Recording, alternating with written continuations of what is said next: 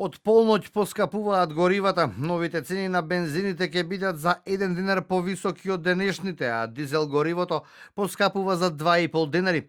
Тоа значи дека 1 литар 95 од утре на бензинските пумпи низ државата ќе се точи по цена од 85,5 денари.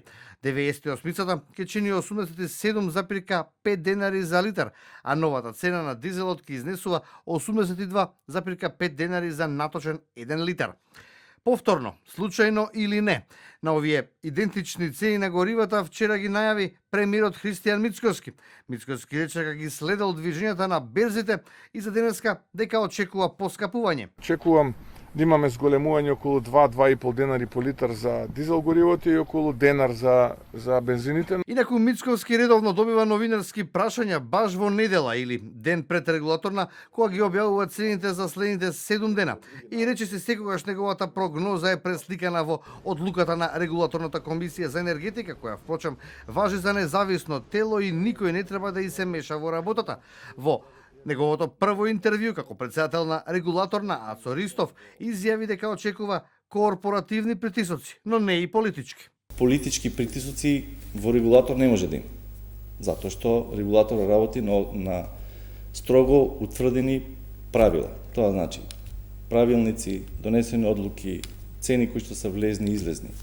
Да, предпоставам дека ќе има корпоративни притисоци од компаниите, меѓутоа затоа сум јас тука со цела комисија, која што морам да кажам, луѓето во регулаторна комисија се одлични професионалци во своите области кои што работат, бидејќи ние имаме 6-7 области кои што ги регулираме.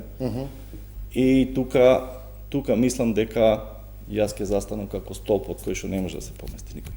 Би му кажале не и на премиерот? Апсолутно.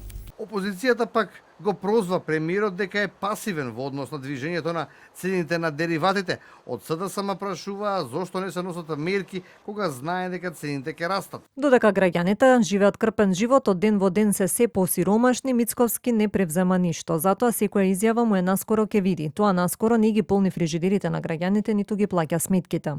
Денеска цените на берзите се во пад по најавата од групата производители на нафта ОПЕК+.